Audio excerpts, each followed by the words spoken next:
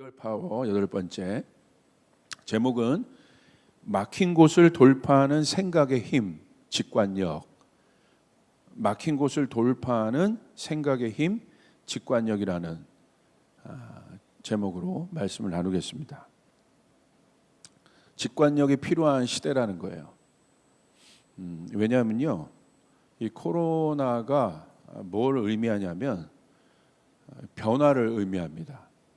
그러니까 어떤 변화냐면 트랜지션이에요. 그러니까 전환되는 변화예요. 그러니까 지금 이런 트랜지션이란 건 뭐냐면 이런 거죠. 사울에서 다윗으로 넘어가는 이런 게 트랜지션이죠. 뭔가 완전한 변화죠. 교체인 거죠. 그러니까 옛 부대가 새 부대가 되는 그런 변화입니다. 근데 이 변화는 항상 있어 왔어요. 근데 이 코로나 때가 우리에게 주는 건 뭐냐면 이미 앞으로 올 변화. 사실 이 온라인 비대면적인 이런 구조가 사실 예고된 거 아니었겠습니까? 4차 산업 미래 생각하면 예고된 거 아니겠어요? 그러니까 타이밍적으로 빨리 온 것뿐입니다. 타이밍적으로 빨리 온 것뿐이에요. 그러니까 당연한 변화입니다. 그러니까 우리 다음 세대들, 밑에 세대들이 살아갈 세상은 이런 세상이었어요, 사실. 그런데 생각보다 빨리 온 겁니다. 그래서 당황스러운 거예요. 딴 게 아니라. 물론 이 전염병이어서 생명에 관계된 부분도 있지만 그것을 통해서 많은 곳에 변화가 일어나고 있지 않습니까?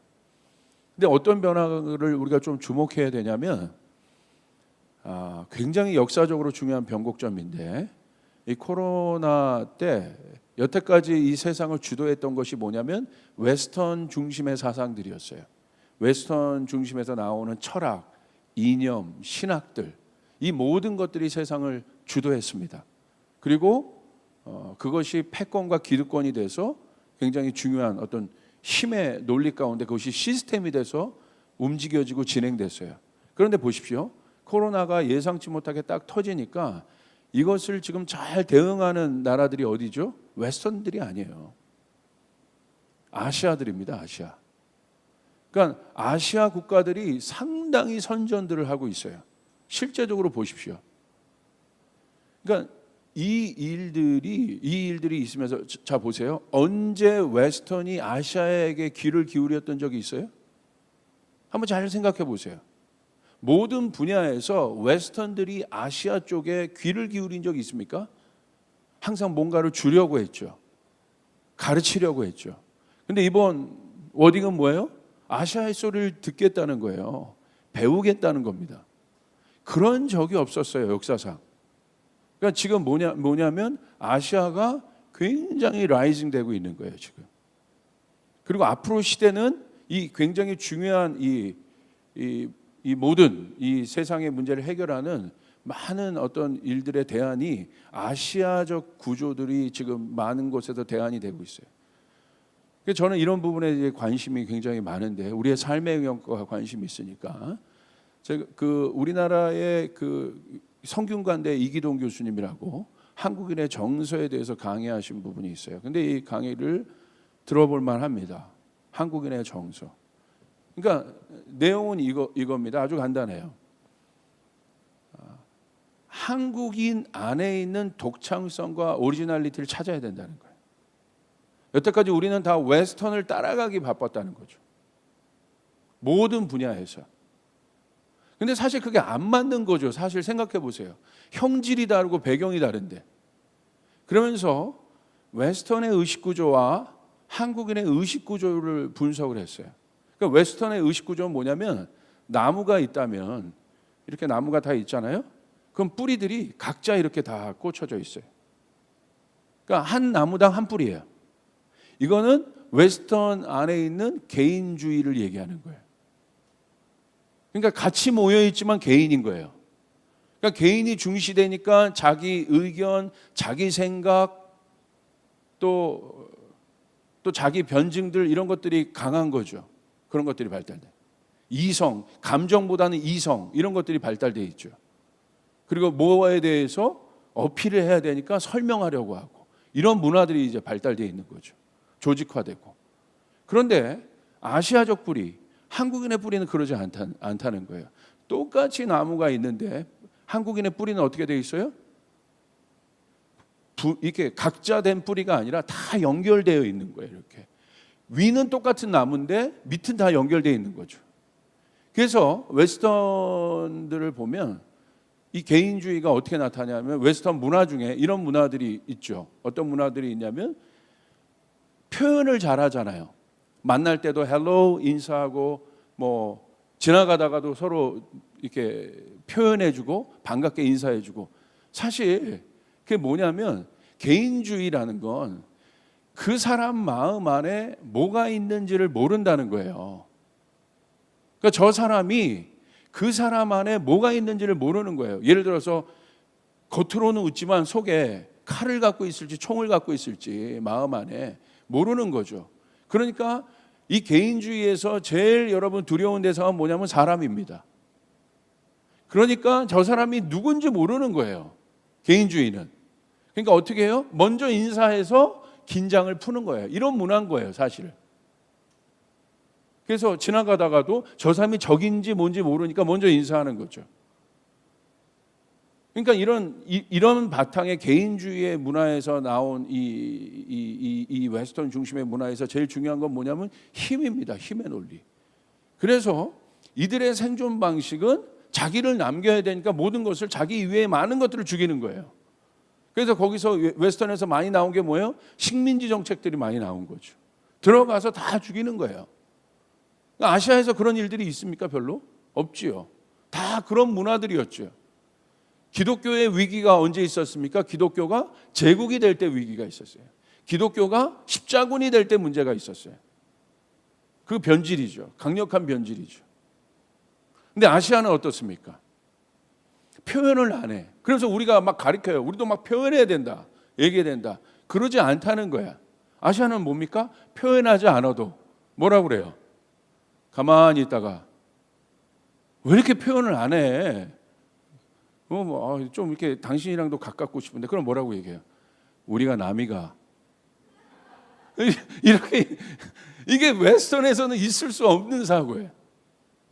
그런데 아시아는 뭐라고 해요? 우리가 남이가? 그걸 뭐라고 얘기합니까? 표현해야지 않아? 이건 웨스턴에서는 절대 있을 수 없는 사고라요. 근데 우리는 그렇게 해요. 왜? 뿌리적으로 우리 하나가 되어 있기 때문에.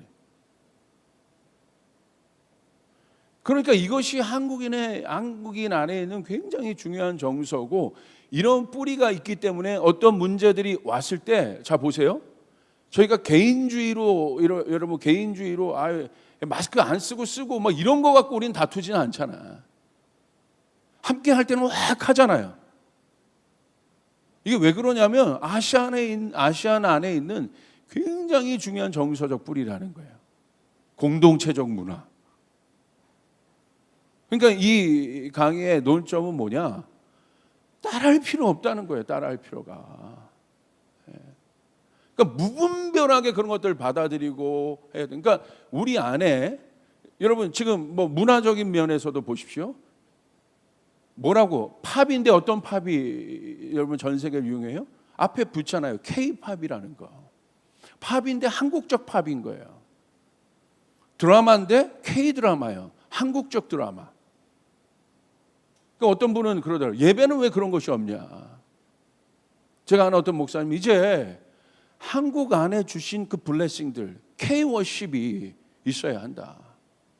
무분별하게 그냥 그런 것들 따라하는 사람들이 아니라 우리 안에 있는 각자 안에 있는 그 성경적으로 보면 맞아요. 하나님이 여러분 야곱에게도 12아들이 있었잖아요. 다 똑같습니까? 다 다르죠. 지파가 달라요. 다양성이 존재하는 거예요. 근데 지금 그래서 이분이 얘기한 건 한국만이 어떻다라고 얘기하는 것이 아니라 그것들이 무시된 사회, 그것이 무시된 시대, 모든 영역 안에 이제는 변화돼야 된다는 거예요. 이제는 변화해야 된다. 근데 그 시발점이 뭐냐? 제가 봤을 때도 코로나입니다. 이것을 통해서 많은 생각의 전환들이 있는 거예요. 변화들이 있는 거예요. 우리 교회에서 홍대에서 지금 그 문화예술 영역을 공부하고 있는 한 자매가 있는데 석사 과정을 공부하고 있는데 어저께 만나서 무슨 얘기를 하다가 좀 만나게 됐어요. 만나서 물어봤어요. 지금 거기는 문화예술 영역에 앞서가시는 분들이잖아요. 최고 어떤 전문가들이 다 모여있는 그 교수님들이 모여있는 그룹인데 홍대가 그런 거에 앞서가 있으니까 그분들의 관심은 뭐였더니 아주 뜻밖의 얘기를 들었어요. 한국 문화를 어떻게 이제 딜리버리 할 거냐. 외부적인 어떤 문화들을 받아들이는 것이 아니라 한국 문화를 어떻게 딜리버리 할 거냐. 여러분 웨스턴 문화들도 보십시오. 아마 유럽을 가보신 분은 알겠지만 저는 박물관 가는 걸 굉장히 좋아하는데 박물관에 가면 여러분 웨스턴 박물관에 가면 뭐가 있어요? 다 뺏어온 것들 갖고 전시하는 거예요. 뺏어온 것들 갖고. 근데 한국 박물관을 가보십시오. 우리 거예요, 우리 거. 그러니까 지금은 제가 강조하는 건 뭐냐면 이게 하나님의 창조 섭리가요, 다양성입니다. 하나님이 다양하게 지으셨어요. 여기 부모님들, 우리 예배드린 부모님들 계시겠지만 같이 가족이 예배드리는 우리 공동체에 있겠지만 같은 자녀도 다르지 않습니까? 어떻게 획일적으로 같습니까? 그런데 지금까지 우리는 뭐예요? 경제, 문화, 심지어 신학의 영역까지도 무분별하게 그냥 따라가는 거예요. 무분별하게 지금 보는 거예요. 그러니까 이게 이런 일들이 왔을 때 이게 워킹하지 않는 겁니다. 그래서 제가 많은 부분들에 대한 생각을 했어요. 뭐가 잘못된 걸까? 지금 보십시오. 지금 어떤 시대입니까? 빅데이터 시대 아니겠어요? 이게 빅데이터의 시대에서 제일 중요한 건 뭐예요? 데이터를 분석하는 것입니다. 데이터를 분석하는 것. 그리고 데이터를 분석하는 그 알고리즘이 굉장히 중요하고 그것의 중심에 AI가 있습니다. 그래서 이 AI 지금 컴퓨터가 발달돼 있으니까 모든 정보들이 다 들어오죠. 그리고 뭐 합니까? 데이터를 분석하죠. 분석하고 해석하는 거예요. 근데 그건 누가 다 해요? 기계가 다 합니다. 근데 지금까지 있었던 이런 문화들이 여러분 뭐가 문제냐면 잘 보십시오. 자, 우리가 지금 사람들이 제일 이게 귀 기울여 듣는 게 뭐냐면 데이터예요, 데이터. 이 데이터가 이걸 얘기했다. 이 데이터가 여기를 얘기했다. 이번에 코로나 데이터가 이렇다. 또 어떤 경제 지표 데이터가 이렇다. 자, 여러분 잘 보세요. 그건 맞습니다. 중요합니다. 그런데 저희 한동대학교의 국제정치 쪽에 있었던 교수님 중에 김준영 교수님이 계신데 이 정부 때 지금 국립외교원 원장을 하고 계세요.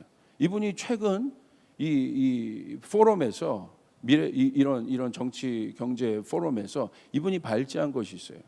어떤 걸 발제했냐? 이 코로나 사태와 관계해서 뭐가 이것들이 우리가 딱 봐야 되냐면 이 전염병이잖아요. 그러니까 뭐가 강해지냐면 앞으로 이 뒤에 이것을 통제하는 강력한 정부가 나온다는 거예요.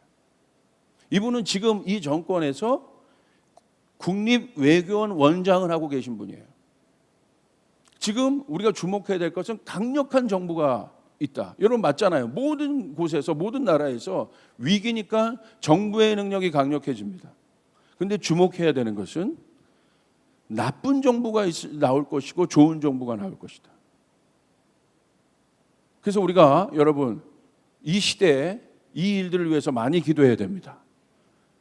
만약에 나쁜 정부가 선다면 뭐 하겠습니까? 데이터 조작할 수 있는 거예요. 충분히 가능한 겁니다. 얼마든지. 좋은 정부가 선다면 그러지 않겠죠.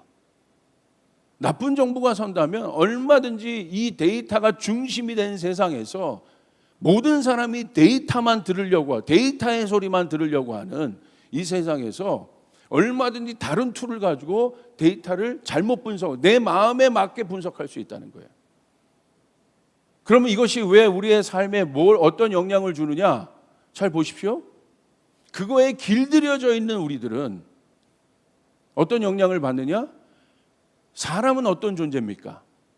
사람이 존중받아야 되는 이유가 무엇입니까? 하나님이 만드신 창조의 형상인 사람에게 있어서 가장 중요한 게 뭐라고 보십니까? 자유의지, 쉽게 말하면 결정권입니다. 사람은 결정하는 존재예요. 우리의 삶 가운데 얼마나 많은 영역에서 결정이 있습니까?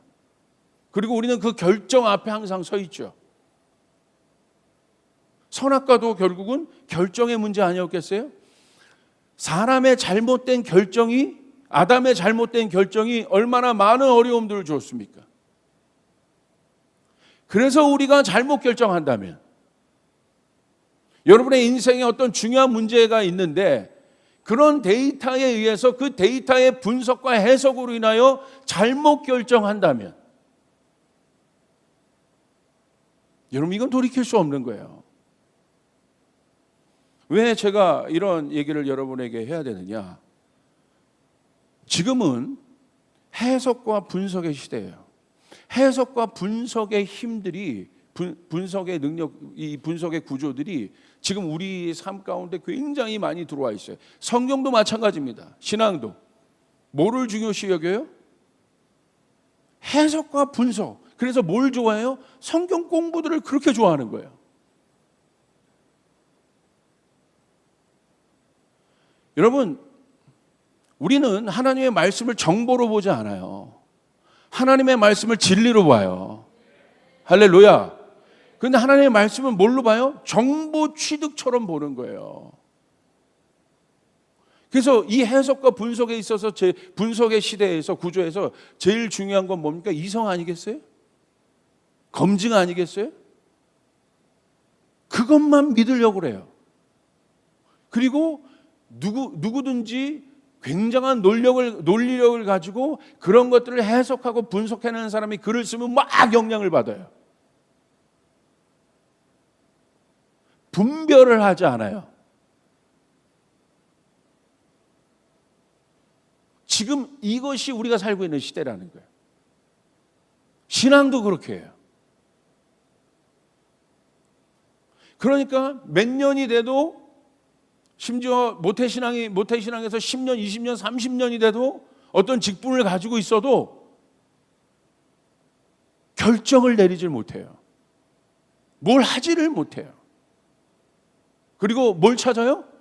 내 마음에 맞는 데이터들도 찾아요. 내 마음에 맞는 해석들을 또 찾아요.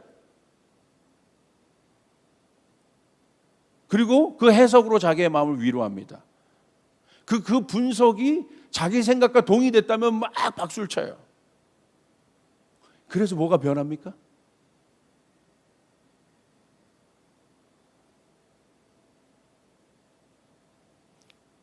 여러분, 이건 굉장히 중요합니다. 하나님은요, 항상 어떤 것이든지 하나님의 생각들을 담는 구조들을 만듭니다. 지금 우리는 이 세상의 구조에 대해서 한번 생각을 해보는 거예요. 구조를 만들어요. 예를 들어서 에덴 동산에서 보십시오. 하나님께서 사람들에게 복을 주셨어요. 그리고 하나님과 사람의 이 관계를 담아낼 구조를 만드셨어요. 이 친밀한 관계. 그게 어떤 구조입니까? 에덴 동산의 구조예요.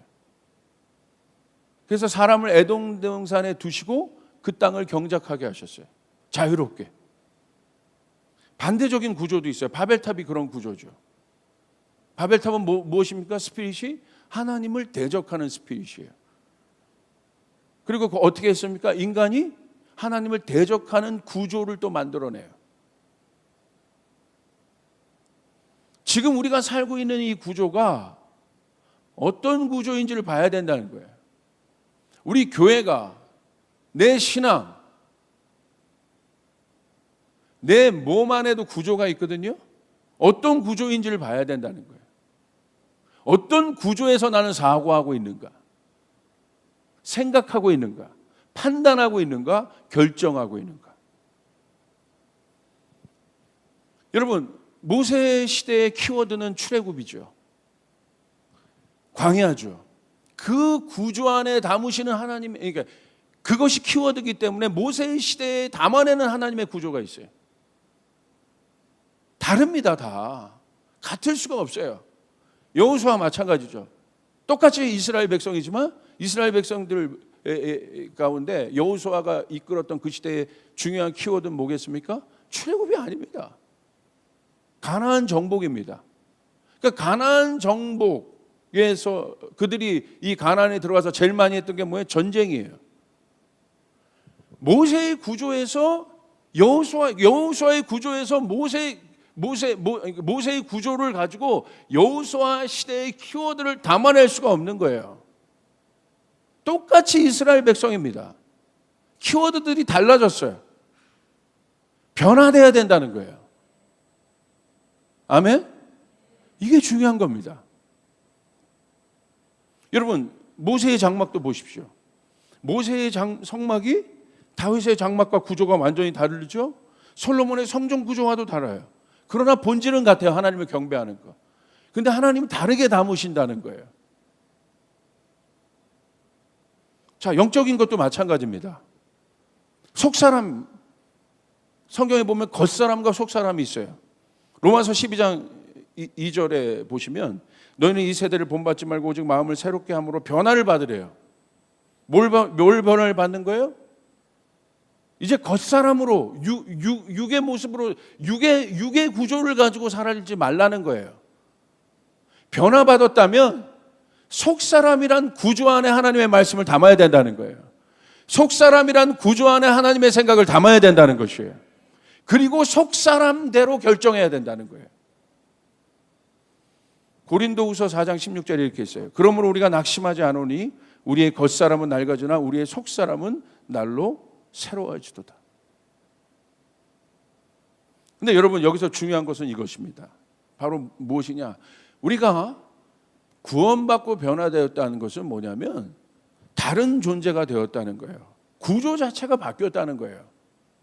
그래서 다른 생각을 하고, 여러분에게 말씀드렸죠? 다른 말을 하고 다른 동기부여를 받는 거예요. 다른 삶을 살게 되는 거예요. 왜? 겉사람과 속사람이라는 존재 자체가 바뀌었기 때문에.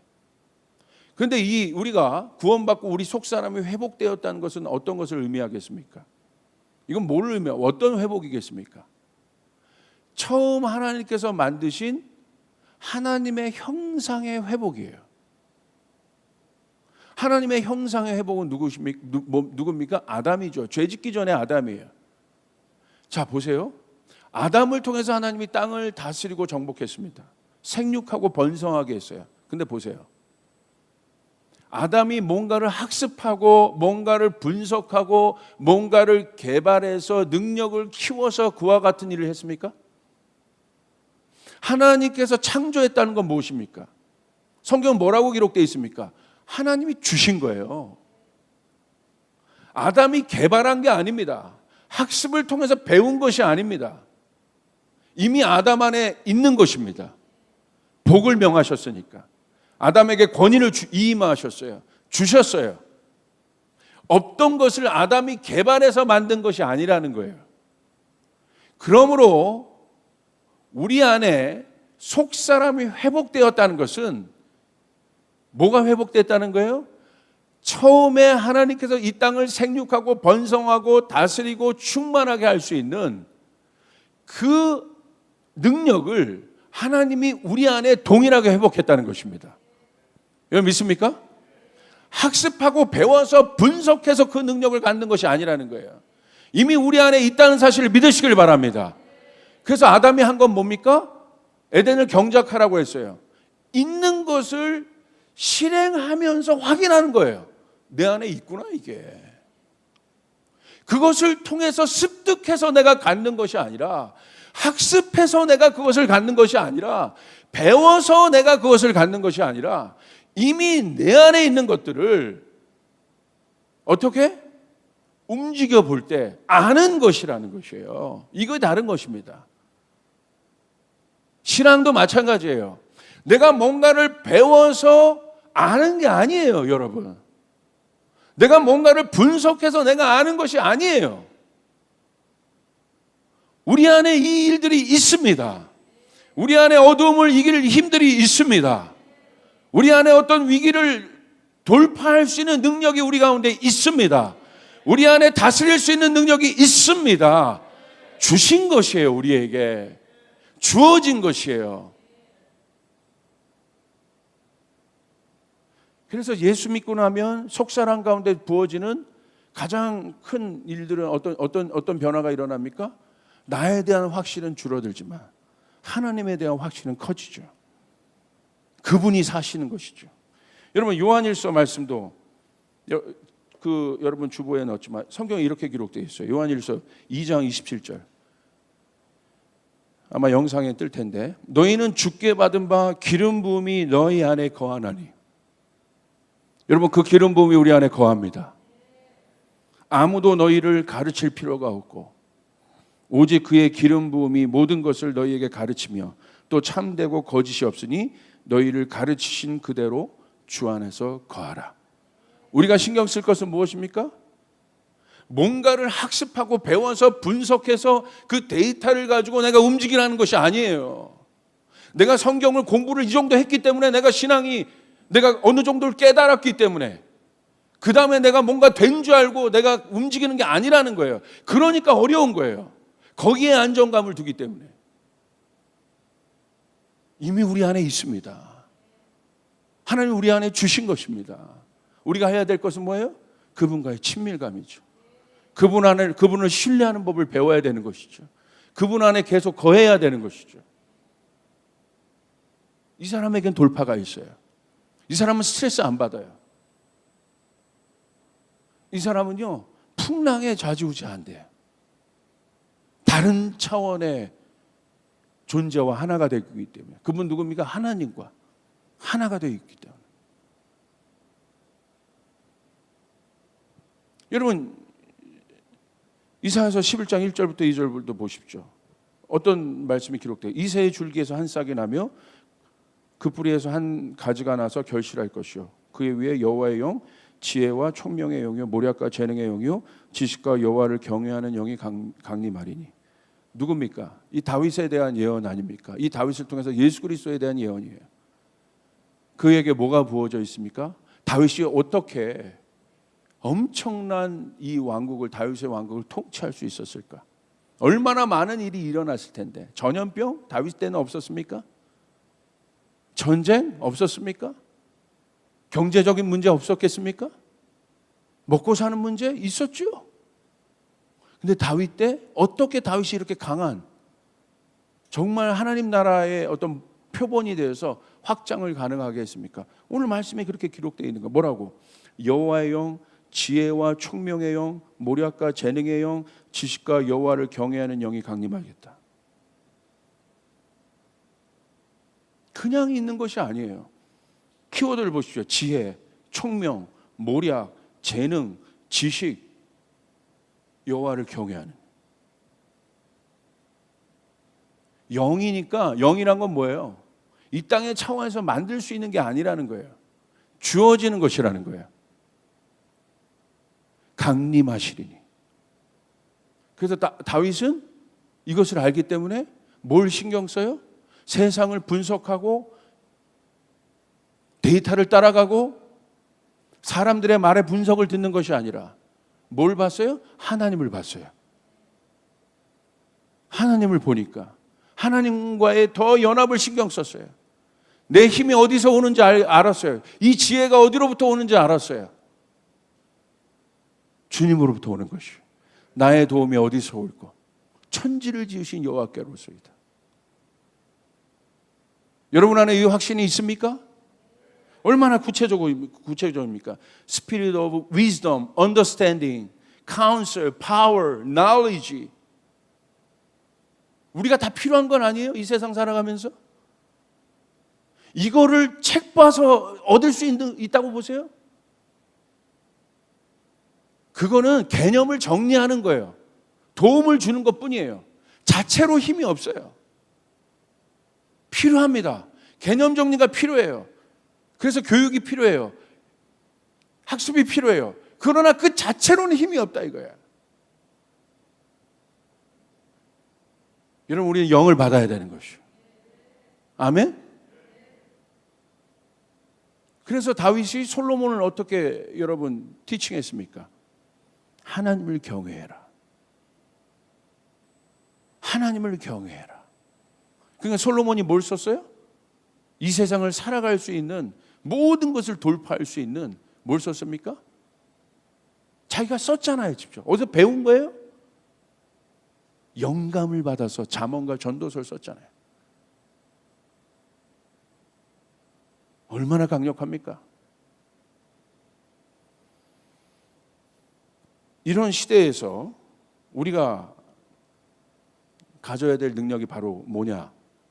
해석과 분석을 넘어 직관력을 가져야 돼. 이게 직관력이에요. 그들이 가졌던 것. 왜 직관력이 중요하겠습니까? 지금은 스피드, 너무 빨리 변하고 있기 때문에 중요한 키워드가 타이밍이라는 거예요. 타이밍. 타이밍이 왜 중요합니까? 아무리 좋은 전략도 타이밍을 맞추지 못하면 무용지물인 거예요.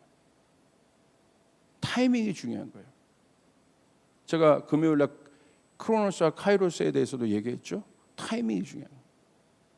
타이밍을 잘 잡으려면 뭐가 잘 돼 있어야 돼요? 결정의 문제라는 결정의 문제. 어떻게 결정하십니까? 내 인생을, 내 방향성을 무엇을 보고 결정하십니까?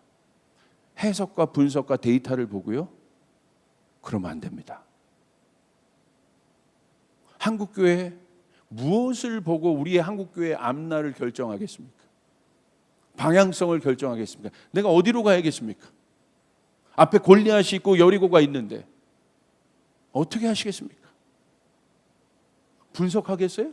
여리고의 성이 이 정도고, 자, 우리 파워가 이 정도고. 해석과 분석의 이 해석과 분석은 토 나올 정도로 넘쳐나요. 제가 막 어느 날 보는데 막 와, 힘들더라고. 어쩜 그렇게 분석을 잘하는지, 어쩜 그렇게 해석을 잘하는지, 거기까지인 거예요. 그것도 다 어떻게 해요? 사후 해석이에요.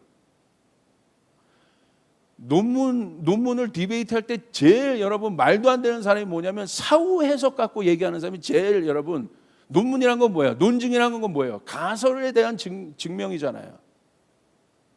이미 된 거 갖고 얘기하는 사람이 제일 힘 빠지는 사람이야. 별로 쳐주지도 않아요.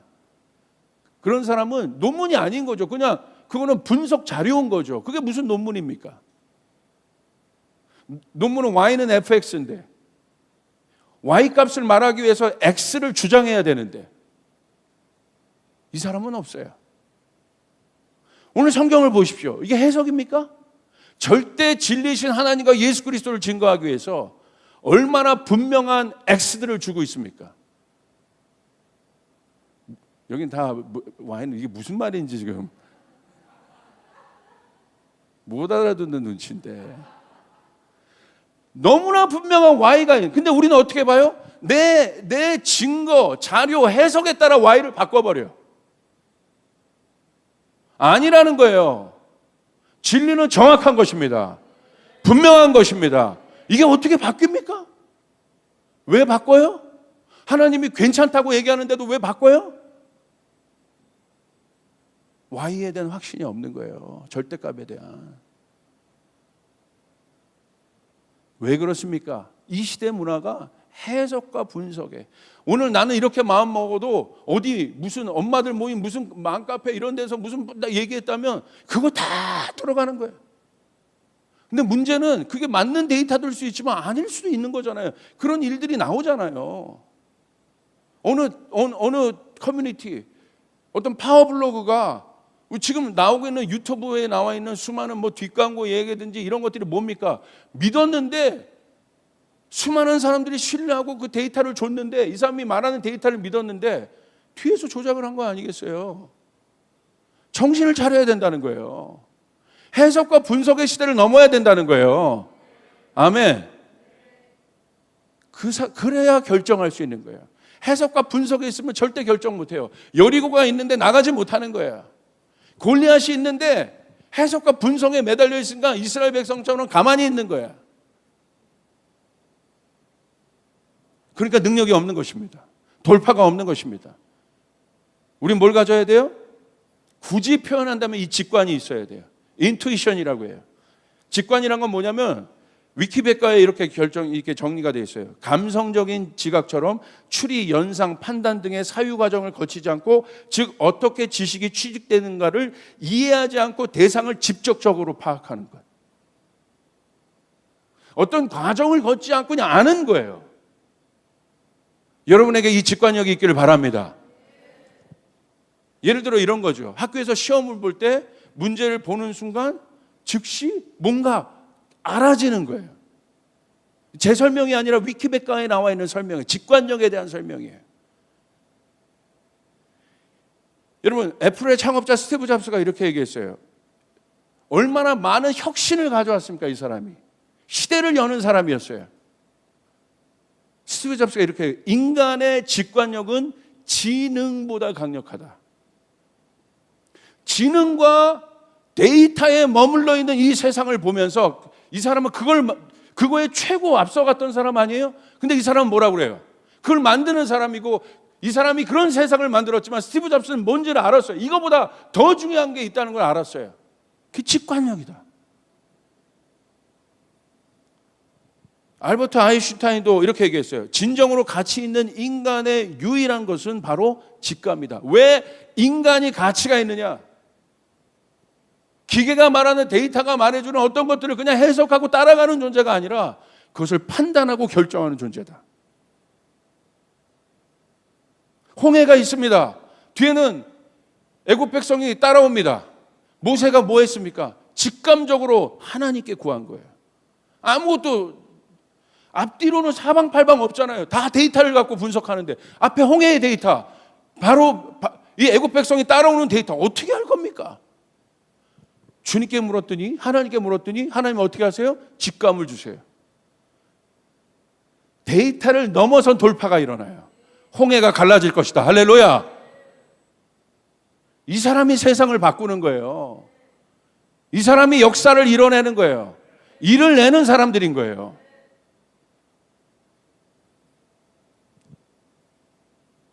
직관력이 뛰어난 사람들의 특징이라는 이 글이 있어요. 거기서 이런 글이 있어요. 인간의 직감은 우리의 일상생활에서 매우 중요한 역할을 한다. 우리가 내리는 결정의 많은 부분은 우리의 논리적인 판단보다는 우리의 직감의 산물이다. 그러지 않습니까? 결국 내가 결정하는 거잖아요. 대부분의 경우 우리는 단순히 우리가 해야 할 일에 대해 너무 많이 생각하지 않고 자기 자신의 본능을 따른다. 결국 우리는 그것을 따라요. 자, 그럼 우리가 질문해야 돼요. 마지막입니다. 결국 나의 판단력을 믿어야 되는데 나의 판단력을 내가 어떻게 믿겠습니까? 그래서 뭐 해야 되는 거예요? 변화받아야 된다는 거예요. 겉사람의 판단력을 어떻게 믿습니까? 육신의 판단력을 어떻게 믿습니까? 성경은 뭐라고 얘기하고 있어요? 변화를 받아 새롭게 되어라. 새롭게 됨으로 변화를 받아라. 새 사람을 입으라. 십자가 위에서 우리는 변화되었습니다. 변화받은 나를 받아들이라는 거예요. 속사람이 변화되었다. 예전에는 겉사람 위주로 판단하고 생활했지만 이제 주님 안에서 나는 변화되었다. 이 변화된 속사람은 어떤 특징을 갖고 있습니까? 하나님을 압니다. 하나님을 경외합니다. 하나님을 신뢰합니다. 환경과 상황을 보지만 이 모든 판단을 주님과 연합하여 결정합니다. 성령님을 신뢰합니다. 데이터나 베이스는 참고일 뿐입니다. 그것에 의해서 자기 인생, 자기 방향성을 좌지우지하지 않습니다. 어떤 사람의 어떤 의견은 오피니언일 뿐이에요. 주님은 여러분에게 말씀하십니다. 여러분에게 능력을 주십니다. 할렐루야. 그 확신이 필요해요. 주님이 나와 함께 하신다. 이 회복된 속사람의 변화. 여러분, 분석을 넘어 직관력이 필요한 때 보십시오. 아버지 마음을 책으로 잘 분석해요. 설명해요. 그리고 어떤 사람 보면 사랑에 대해서도 막 강해요. 사랑은 이런 거고, 사랑은 이런 거고 설명해요. 근데 알고 봤더니 모태솔로야. 모태솔로가 사랑을 어떻게 알아?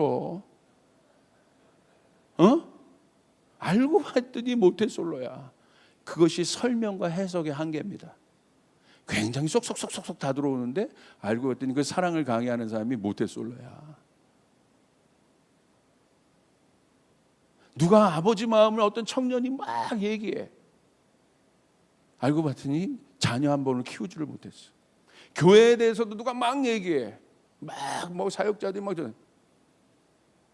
진짜 교회를 개척해 본 사람은 그렇게 쉽게 얘기 안 해요.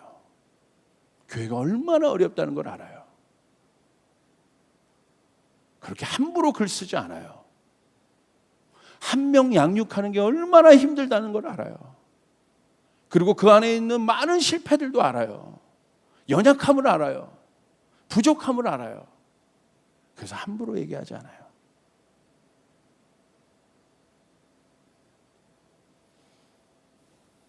여러분, 여기 우리 일부 예배는 다 결혼한 분들인데 사랑하셔서 결혼했잖아요. 분석해서 사랑하셨습니까? 오늘 우리 청년들이 이따 얘기할 거예요. 왜 결혼 못하는가? 분석해서 사랑을 하려고 하니까. 쫓아요. 사랑은 불꽃이다. 불꽃이 튀어야 사랑하는 거지. 자기 데이터 속에서 사람 이런 거고 이런 거고. 아이고, 아직 멀었어. 그러니까 결혼 못하는 거야. 그런 걸 개발하지 않기 때문에. 우리 안에 이미 주신 것. 여러분, 타 종교와 분석해서 예수님을 믿습니까? 여기 타 종교와 분석해서 예수님 믿은 분 손 들어보세요. 타 종교의 설명보다 해석이 여기가 더 강하니까 예수 믿은 분 손 들어보세요. 한 명도 없잖아요. 근데 왜 우리는 우리의 일상에서, 삶에서 어떤 문제 앞에서 분석과 해석을 좋아합니까? 직관력이 필요합니다. 성령께서 여러분과 함께 하십니다. 그러므로 여러분, 직관력이란 건 이런 거예요. 다윗이 골리앗을 보잖아요. 아는 거예요. 저거는 내가 제거해야 될 대상, 뚫어야 될 대상인 걸 본능적으로 아는 거예요. 이게 직관력이에요. 다윗이 분석하고 있으면 절대 못 나갑니다. 아는 거예요. 그리고 다윗이 자기가 갖고 있던 물맷돌을 던졌어요. 아는 거예요. 그것이 돌파를 이루어요. 물맷돌이 어떻게 골리앗을 이길 수 있겠습니까? 말도 안 되는 돌을, 세상의 데이터에서는 어떻게 돌로 골리앗을 여러분 이길 수 있다고 얘기하고 있겠습니까? 그거는 형들이 분석했잖아요. 너까지 어떻게 나가냐. 사울도 그렇게 분석했잖아요. 네가 용사가 아닌데, 갑옷도 없는데 네가 어떻게 이길 거냐. 세상의 분석과 해석들이에요. 직관력은 다른 결정을 내리게 해요. 여러분, 우리는 이 직관력을 받아야 돼요. 하나님께서 여러분에게 그것들을 주십니다. 이것이 우리에게 이미 있는 것입니다. 그러므로 이제 여러분 안에 있는 하나님께서 주신 능력을 믿으시길 바랍니다. 하나님 여러분과 함께 하십니다. 하나님 안다면 더 나를 낮추고 나의 모든 육신의 정욕. 자, 왜 판단 못하냐고 복잡하냐면요, 그런 거에 의지하니까 생각이 복잡해지고 스트레스가 많은 거예요. 그러니까 샬롬이 없어. 이게 다 깨져. 그러니까 결정을 못해요. 여러분이 신경 쓸 건 세상의 파도, 코로나, 예배 드리고 못 드리고 이 문제가 아니에요. 주님과의 관계입니다. 주님은 언제나 우리와 함께 하십니다. 주님 우리의 소망이 되십니다. 여러분 믿습니까? 시공간을 초월한 그분과 하나가 되는 거예요. 그분과 연합하는 것입니다. 그래서 이 직관력이 여러분들에게 주어지는, 위로부터 오는 이 능력이 여러분에게 주어지는, 여러분 그 일들이 일어나길 바라고, 그러기 위해서는 여러분 자신을 소중히 여기셔야 돼요. 쫓아가서 나에게 하나님께서 이 모든 문제를 이길 힘을 주셨다. 여러분 믿습니까? 그렇게 갈 수 있는 여러분 되시기를 주님의 이름으로 축원합니다. 그러므로 이제 분석하지 말고 생각하지 말고 기도하세요. 그리고 움직이시길 바랍니다. 생각하고 분석하고 해석하는 게 나쁘다는 것이 아니에요. 순서가 있다는 거예요. 그 이성적 사고는 바로 이 직관력의 통제 아래서 보조가 될 때 힘이 있는 것입니다. 도움이 되는 것이에요. 깨닫게 되는 것이에요. 알게 되는 것이에요. 그러나 이 자체로는 힘이 없어요. 여러분에게, 그래서 여러분이 해야 될 것은 겸손하게 마음을 낮추어 하나님의 능력을 구하고 하나님의 말씀을 깊이 보고 묵상하고 생각하지 말고 하나님 말씀하시면 순종하려고 하고 그렇게 나갈 수 있는 여러분 되시기를 주님의 이름으로 축복합니다. 기도하겠습니다. 하나님, 주님의 은혜와 은총이 우리의 삶에 넘쳐나게 하여 주시옵소서. 사방팔방 모든 것이 막혀있고 사면초가 된 이곳에서 우리가 누구를 의지하겠습니까? 사람의 말, 어떤 데이터가 아니라 천지를 지으신 여호와를 신뢰하게 하여 주시옵소서. 우리 모두에게 그 직관력을 주셨습니다. 성령께서 우리에게 생각나게 하십니다. 어떤 환경에도 우리 주님은 우리를 이기게 하시고 돌파하게 하시고 우리를 가장 안전한 곳으로 이끄시는 주님을 신뢰합니다. 하나님은 당신은 선하십니다. 신실하십니다. 그 주님을 찬양합니다. 감사합니다. 예수님의 이름으로 기도드리옵나이다. 아멘. 우리 찬양하죠.